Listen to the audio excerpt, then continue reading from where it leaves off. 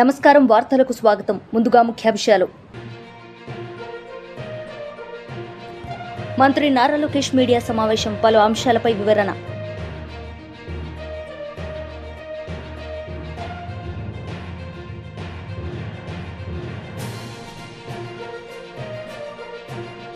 BJP leader కోసం Venkateswarlu media సమావేశం, పలు అంశాలపై వివరణ. మంత్రి నారా లోకేష్ మీడియా సమావేశం నిర్వహించారు. ఈ సందర్భంగా ఆయన మాట్లాడారు. నాకు పర్మిషన్స్ వచ్చి అన్ని పాఠశాలలు రిజెక్ట్ కొట్టాను అనుకోండి, ప్రైవేట్ పాఠశాల పర్మిషన్ అన్ని రిజెక్ట్ కొట్టాను, ఆటోమేటిక్ నాకు పెరుగుతుంది కదా. కానీ దొడ్డిదారిని చేసినట్టు అవుతుంది కదండి. మేము క్వాలిటీ పెంచకుండా ప్రైవేట్ పాఠశాలలు నేను పర్మిషన్ ఇవ్వకపోతే నష్టపోయేది ఎవరు? పిల్లలు నష్టపోతారండి. సో నేను నాణ్యత పెంచాలి. ప్రైమరీ స్కూల్లో 1 class 1 teacher. Second, mega DSC 16,347 teacher పోస్టులు భర్తీ చేసినానికి ఆల్రెడీ డిఎస్సి మొదలైపోయింది. 24 కేసులు వేశారండి. 24 కేసులు వేశారు డిఎస్సి ఆపేదానికి. బట్ ముందరికి పక్కడబందిగా నోటిఫికేషన్ ఇచ్చాం కనుక we're able to go ahead. So teacher recruitment జరుగుతుంది. ప్యారల్గా మీరు చూస్తే కరికులం చాలా ఇంప్రూవ్ చేశాము.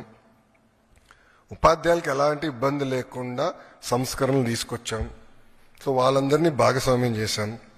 ఇంకో పక్కన తల్లిదండ్రుల్ని, విద్యార్థిని, ఉపాధ్యాయుల్ని ఎంగేజ్ చేస్తూ పేరెంట్ టీచర్ మీటింగ్ కూడా పోయిన సంవత్సరం డిసెంబర్లో పెట్టాం. ఈ సంవత్సరం కూడా జూలై 5వ తారీఖు నాడు మెగా పేరెంట్ టీచర్ మీటింగ్ ఉంటుంది. రాష్ట్రాలతో ఎంగేజ్ చేస్తాం. సో కమ్యూనిటీని కూడా మేము ఎంగేజ్ చేస్తాం జరుగుతుంది. సో నాణ్యత పెంచాలి, క్వాలిటీ పెంచాలి, లెర్నింగ్ అవుట్కమ్స్ పెంచాలి, రిజల్ట్స్లో పెంచాలి. ఆటోమేటిక్గా తల్లిదండ్రులు ప్రభుత్వ పాఠశాలకు వాళ్ళ పిల్లలు పంపిస్తారని నేను బలంగా నమ్ముతున్నాను. మేడం గారు చేయికెత్తారు first.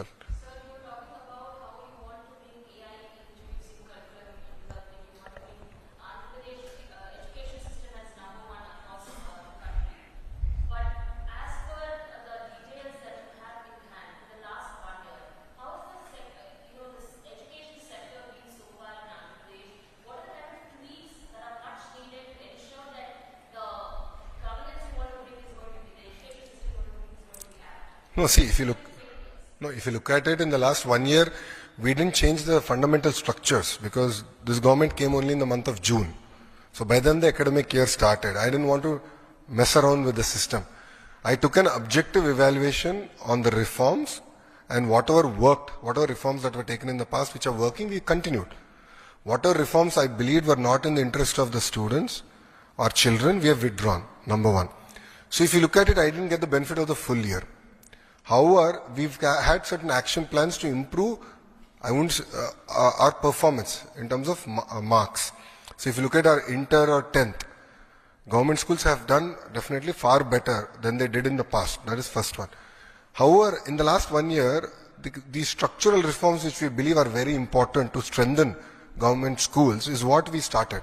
So if you look at our 1 class 1 teacher policy, which I believe is very, very important, strengthening our high schools, recruitment of our teachers, all this work has started. Parallelly, what we have done is we have built an app called LEAP app, Learning Excellence of Andhra Pradesh, where the teacher, the parent, the student will be integrated. We are going to use prescriptive homework for every child. We are going to give prescriptive homework from government. And any subjects that the child is weak in, based on our assessment, we want to push summary videos through that app so that the child can look at the video, learn, understand the basics a tad bit better. And all this is going to be the property of government of Andhra Pradesh. So we are really working in a very systematic manner to build such kind of infrastructure and all that. As far as introduction to certain subjects, there's been a lot of debate internally on life skills. How do you balance a budget? How do you what does it take to do agriculture? What is AI? How do you use AI better? So we've received some input that we can start doing this as sort of a life skills course for our children. So that's something that we are also now implementing starting this year. So I believe that we are starting on a very strong foundation, and this will yield in much better learning outcomes in the coming years. So I'll give you an example of it. if you look at our literacy rate, Andhra Pradesh is last in India. And one of the primary reasons is that adult education in the last 5 years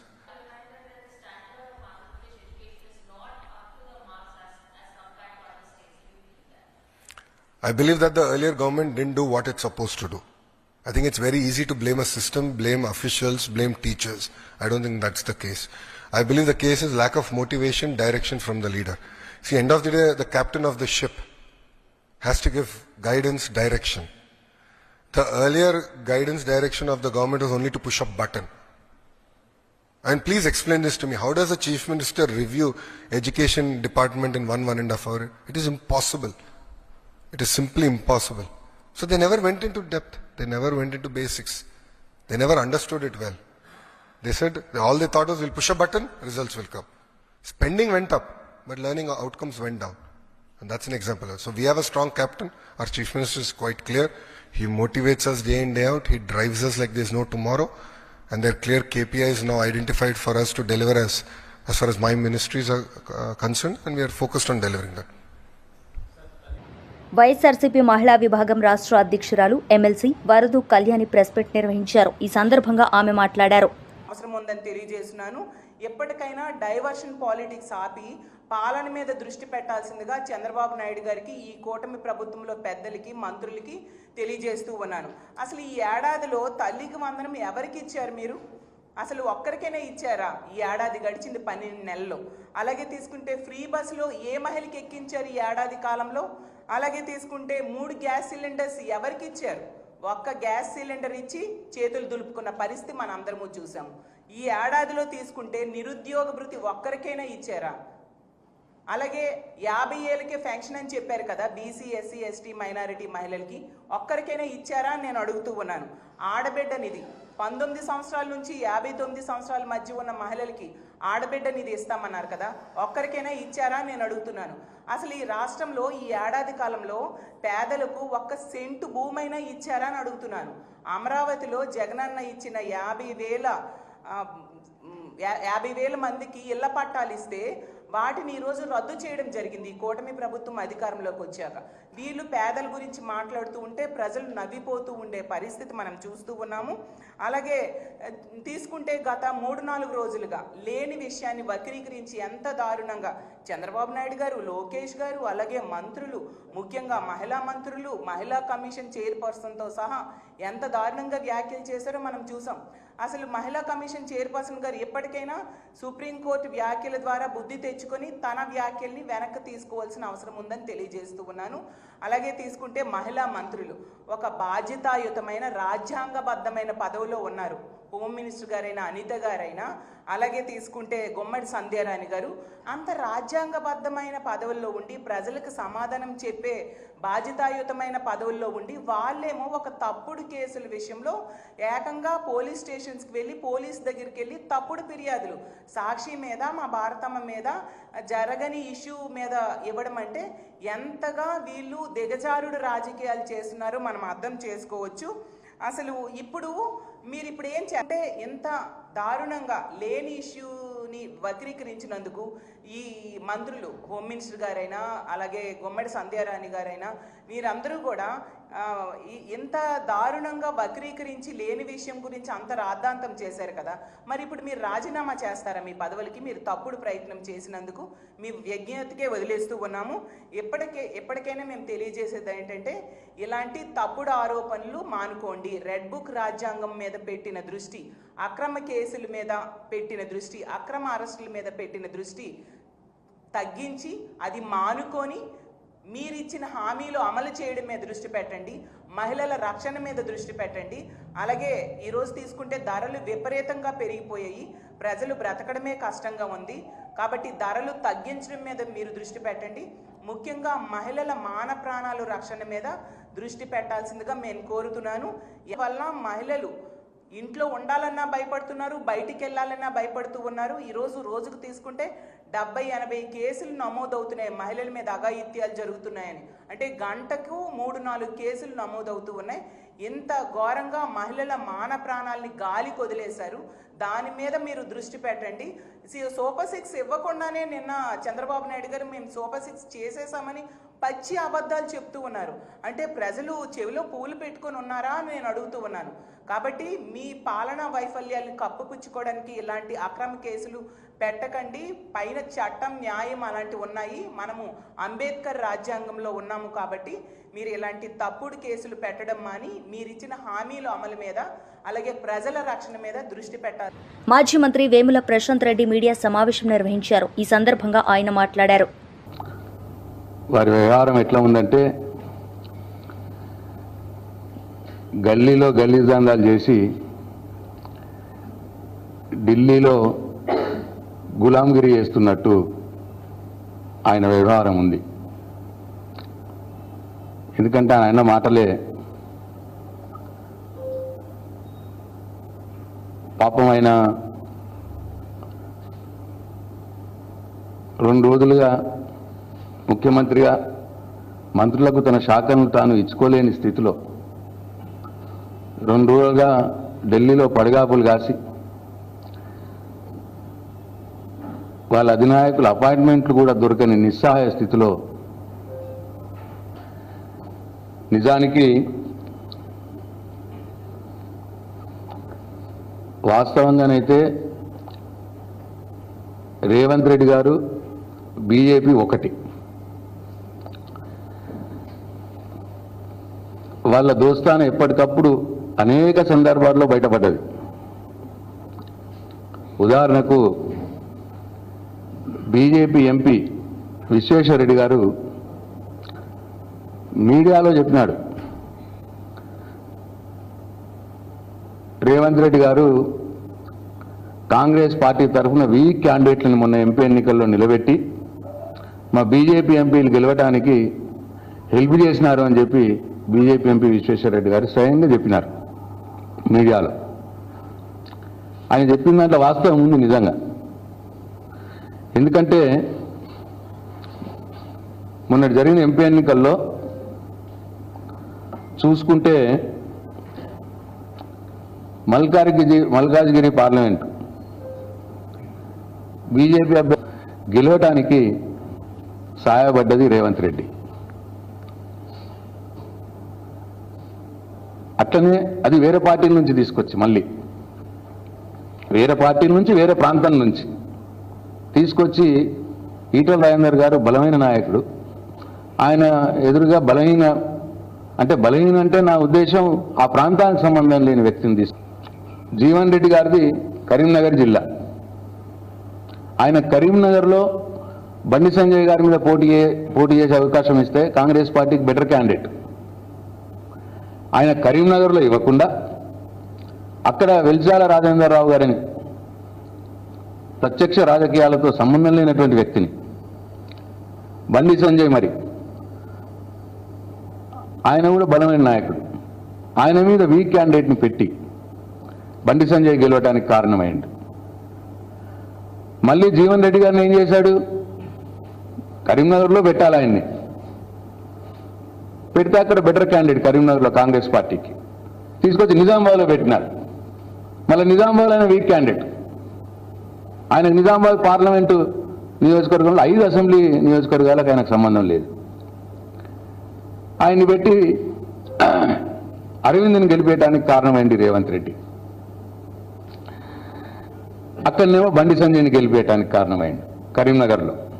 అట్లనే Secunderabad అప్పటిదానిక BRS పార్టీలో ఉన్నటువంటి ఎమ్మెల్యేగా ఉన్నటువంటి వ్యక్తిని తెల్లారి Congress party ticket ఇప్పించినారు Revanth Reddy. అంటే BRS ఎమ్మెల్యేని Congress party MP అభ్యర్థిగా నిలబెడితే ప్రజలు నమ్ముతారా? కావాలనే అటు కిషన్ రెడ్డి గారిని గెలిపించాలి, బీజేపీ ఎంపీని గెలిపించాలని రేవంత్ రెడ్డి గారి ప్రయత్నం చేసిండు. కిషన్ రెడ్డి గారు గెలిచిపోయినాడు.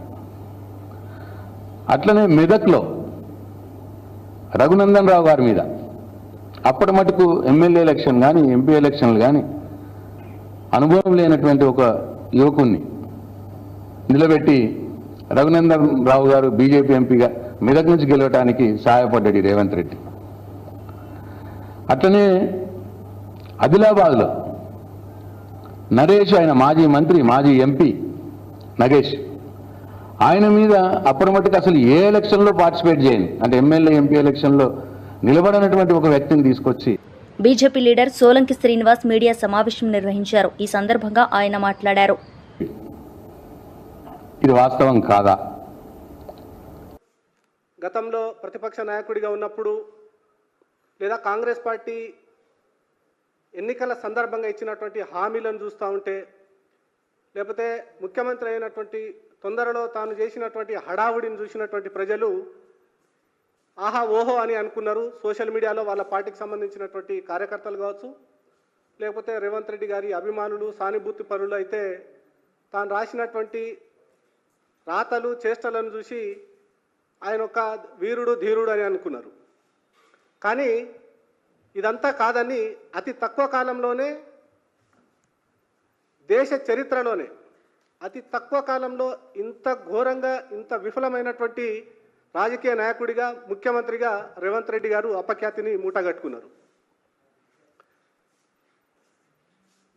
తన పాలనా వైఫల్యము ఎంత స్పష్టంగా కనిపిస్తూ ఉంది నేడంటే, దాదాపు తాను ముఖ్యమంత్రి అయినటువంటి 2.5 సంవత్సరాలలో అధికారులను ట్రాన్స్ఫర్ చేయడం ఏదైతే ఉందో, కనీసం కొత్తగా వచ్చినటువంటి అధికారులు కావచ్చు, ఆ పోస్టు నుండి పోతున్నటువంటి అధికారులు ఎవరైతే ఉన్నారో వాళ్ళకు అక్కడ జరుగుతున్నటువంటి నిర్ణయాలు ఏం జరుగుతున్నాయి అనేటువంటిది కనీస అవగాహన లేకుంటే ముందే మళ్ళీ ఇంకో ట్రాన్స్ఫర్ ఆర్డర్స్ వస్తూ ఉన్నాయి. అందులో భాగంగానే నిన్న కూడా భారీ పెద్ద మొత్తంలో ఐఏఎస్ అధికారుల యొక్క ట్రాన్స్ఫర్స్ జరిగినాయి. ఇది ఈరోజు కాదు, మొట్టమొదటగా తాను ముఖ్యమంత్రి అయిన తర్వాత 2024 జనవరి 3వ తారీఖు నాడు ఈ ఐఏఎస్ అధికారుల బదిలీల పర్వం అనేటువంటి కొనసాగింది. ఆ రోజు నుండి ఆ తర్వాత జనవరి 25వ తారీఖు నాడు ఒక ట్రాన్స్ఫరు, అక్టోబర్లో మరొక ట్రాన్స్ఫరు, నవంబర్లో మరొక ట్రాన్స్ఫరు, ఏప్రిల్ 27వ తారీఖు నాడు మరొక ట్రాన్స్ఫర్ 2025, ఆ తర్వాత ఏప్రిల్ నుండి నిన్న మే జూన్ 2 నెలల్లోనే 12వ తారీఖు నాడు 2025వ తారీఖు నాడు నిన్న మరిన్ని బదిలీలు జరిగినాయి. అంటే సరాసరి 3 నెలలకు ఒకసారి ట్రాన్స్ఫర్స్ జరిగితే ఇక అధికారులు ఏం పనిచేస్తారు?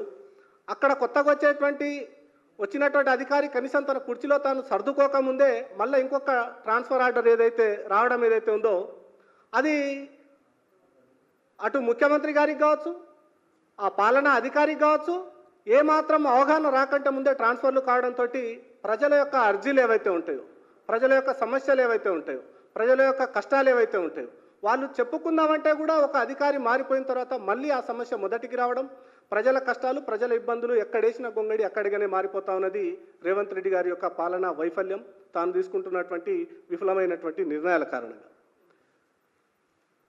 రేవంత్ రెడ్డి గారు ప్రతిపక్ష నాయకుడిగా కొంతమంది అనుకున్నారు.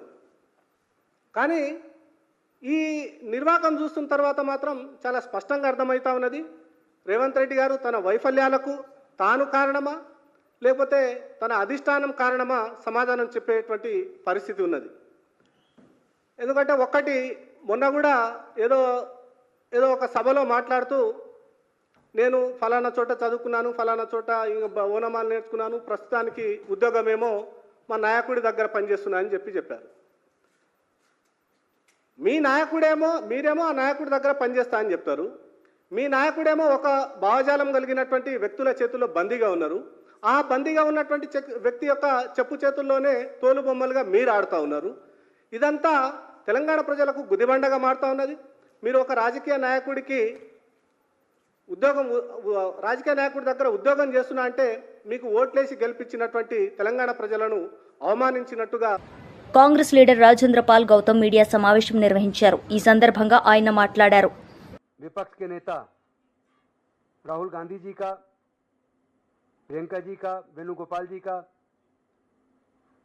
माकन जी का और तमाम अपनी लीडरशिप का धन्यवाद करूंगा कि उन्होंने मुझे भारतीय राष्ट्रीय कांग्रेस की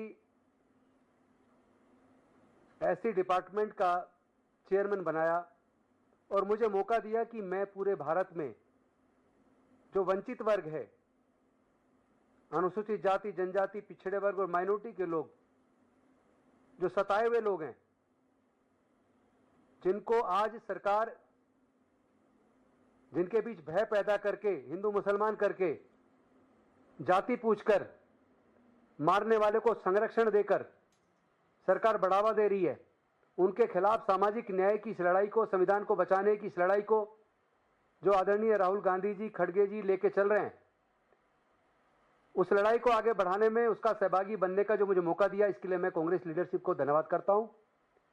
और साथ ही साथ पूरे भारत के बहुजन समाज को मैं आश्वस्त करता हूं कि जो हमारे महापुरुषों की विरासत है और हमारे महापुरुषों की जो विचारधारा है, मैं किसी भी कीमत पर उस विचारधारा के साथ समझौता नहीं करूंगा। अपने महापुरुषों की विचारधारा को आगे बढ़ाऊंगा। और मैं जानता हूं कि जब तक कांग्रेस ताकतवर थी तब तक हमारे लिए बहुत अच्छी अच्छी योजनाएं बनी। डॉक्टर बाबा साहेब अम्बेडकर जी को संविधान सभा का निर्माण समिति का चेयरमैन बनने का मौका मिला। पूरे भारत को इतना खूबसूरत संविधान मिला और संविधान के माध्यम से उन्होंने तमाम जाति वर्ग के लोगों को एक श्रेणी में लाकर बराबर खड़ा कर दिया। चूंकि मनुस्मृति में देश की महिलाएं, अछूत, शूद्र, इन सब लोगों को मानवता के दर्जे से वंचित रखा, लेकिन उस मनुस्मृति को खत्म करके डॉक्टर बाबा साहेब अम्बेडकर जी के संविधान ने देश में निष्पक्ष रूप से जाति धर्म का बंधन काटते हुए औरत मर्द के बीच के उस अंतर को भी खत्म करते हुए सबको संविधान की नज़र में बराबर किया और सबको one man one vote one value ये अधिकार दिया।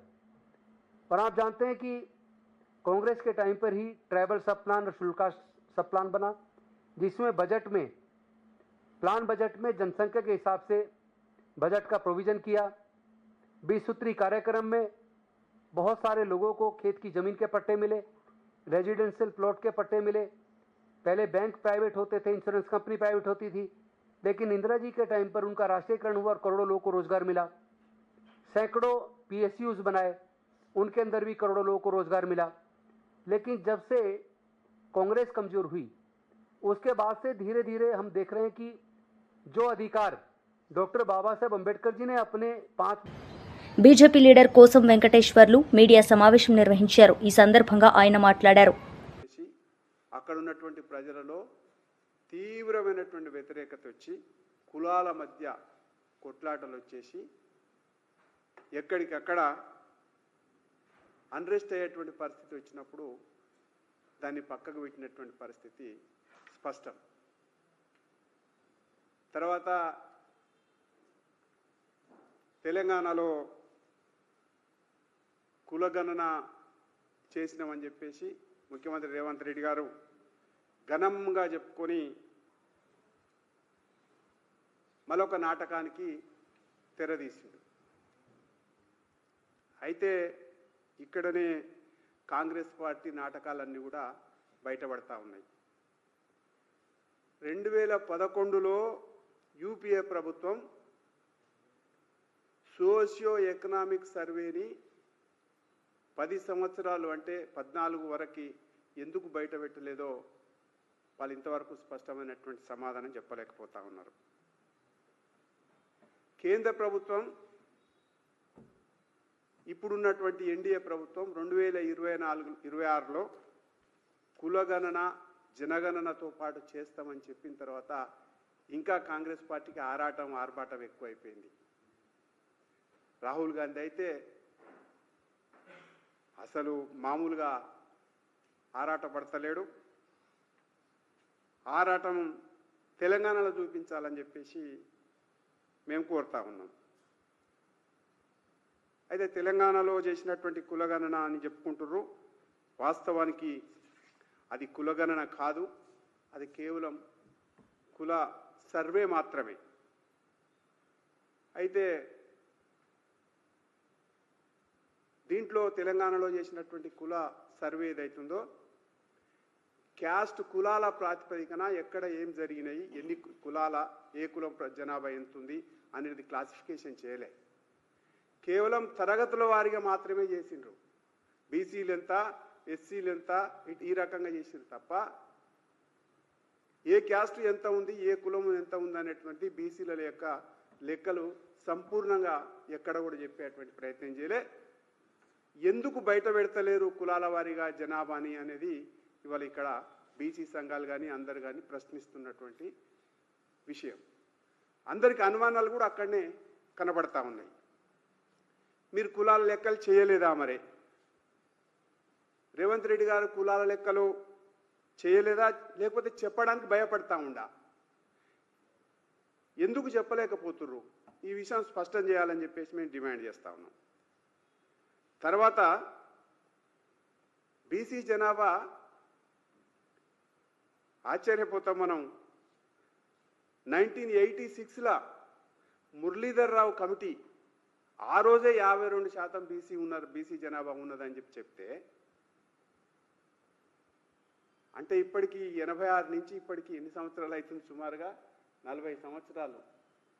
40 సంవత్సరాలలో బీసీ జనాభా 46% ఎందుకు తగ్గుతుంది 52 నుంచి? ఎప్పుడైనా జనాభా పెరుగుతుంది కానీ జనాభా శాతం ఎందుకు తగ్గింది? దీని విషయం కూడా రేవంత్ రెడ్డి గారి సర్కారు లేకపోతే స్పష్టం చేయాలని చెప్పేసి మేము డిమాండ్ చేస్తా ఉన్నాం. తర్వాత ముస్లిమ్స్,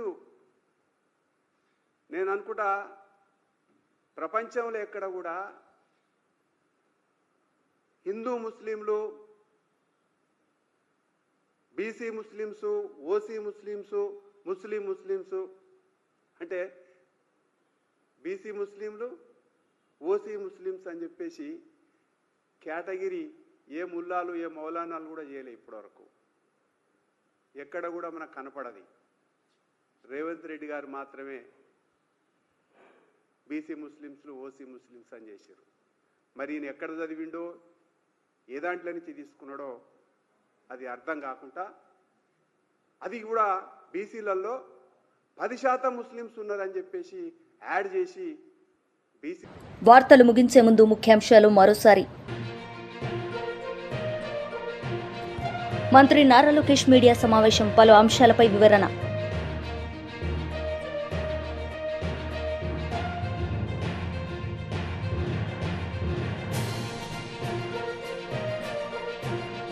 బీజేపీ లీడర్ కోసం వెంకటేశ్వర్లు మీడియా సమావేశం, పలు అంశాలపై వివరణ. ఈ వార్తలు ఇంతటితో సమాప్తం. తిరిగి ప్రసారమయ్యే వార్తల్లో మళ్ళీ కలుద్దాం. అంతవరకు సెలవు. నమస్తే.